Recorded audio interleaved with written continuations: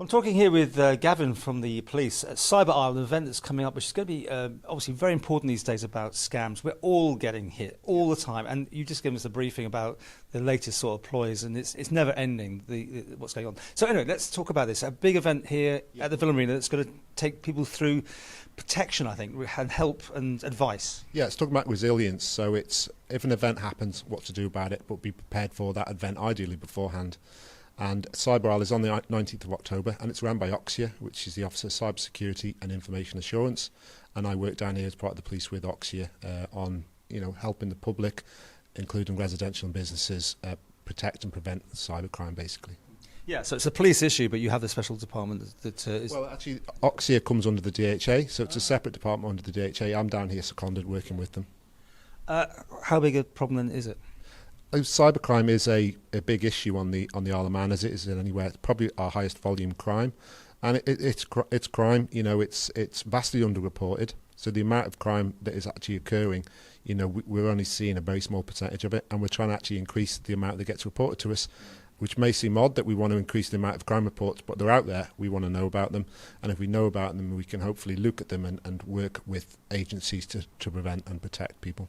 I used the analogy, if there's a murder, we'd all know about it. That's it, the figures are in, but a cyber attack, a lot of people don't want to report it. No, the amount of cyber attacks that take place or cyber incidents, there's lots out there, and I'm going to use my hands here, but, the amount of cybercrime is, say, here, and the amount that gets reported is down here. We want to bring those levels up, so, as I say, we see what the bigger picture is. And it's not just necessarily the big players. You gave us an example of just someone in a hairdresser, for instance. It could be that could take their systems out, which is just as damaging to that small business. Yeah, what they're going to talk about CyberIsle is one particular well-known island hairdresser and how it impacted on their business. So it's not the bigger players on the Isle of Man people immediately might think of. It can be any business on the Isle of Man. We use the term small and medium business, but they're, in Isle of Man context, very big businesses, very important. With people who work there, will be out of work if the business goes under. So, it's something we're all invested in, really. Okay, so CyberIsle, this big day, is it a drop in? Because it seems like you've got lots of events throughout the day. So you want people to, register for it, for starters? Yeah, if you register online on the website, and you see it on our social media as well, via Eventbrite. But you can come along for bits of the day, or you can come along for the whole thing. But it's not just the tech people we want to come along. We want business owners, people who work in businesses, residential, all sorts of people will benefit from the event. So there's going to be a hall with trade stands, and there's going to be the key theme throughout the day is a simulated event and what happened and what ended up being done about it. This is appealing again. I'm just trying to work out who should go to that sort of event. Is it the little old lady who just gets the old email, or is it really more for businesses? There'll be a lot of business-based stuff at the event. It's going to talk about a business attack, but residential would get something from the day, maybe from the trade stands or certain bits of the presentations from the key speakers.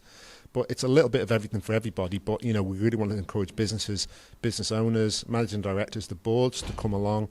The technical people, yes, but anyone involved in business needs to understand about cybersecurity. And I said I'm a bit of one for analogies today, but we're in a room here and it's got information on the fire escapes and what happens if there's a fire. So there's a sign above the door. That in the same breath, you need to have what you do in the case of a cyber attack. Do you know where to go, what to look at, what the first steps to take, and we're not anywhere near there yet at some companies.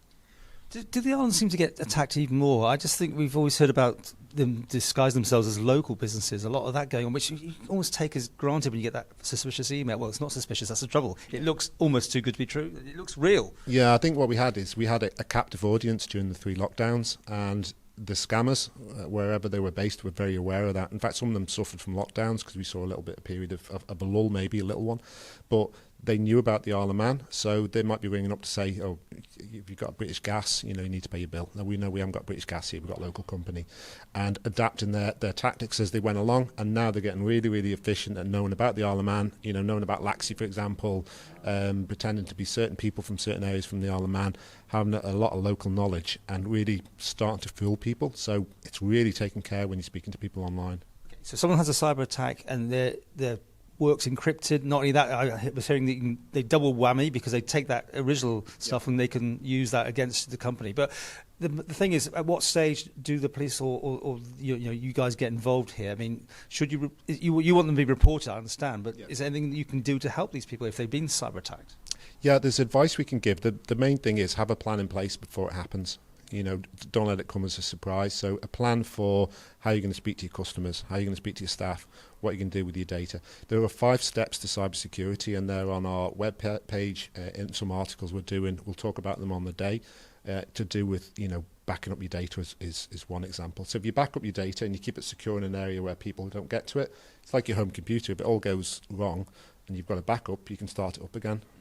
But if you haven't got that backup, that's a problem. Okay. We'll do more on this from time to time, definitely. But is the website to go to, and the information is where? Yeah, if you go to the government, gov.im, Oxia, so OCSIA, you can report crime via that page or via the police webpage as well, so iompolice.im. And for suspicious emails, I have it in my auto fill-in. It's SIRS, isn't it? It's SIRS at? It's SIRS at oxia.im. It's not the easiest one to remember, but... No, once you start using it, it'll pop up. So, I get the same. I forward them on. And there's a computer next door that has them all listed, who's reporting what. We get all that information. We look at it, see if there's a local issue we can address, and then we also send it to our partner agency.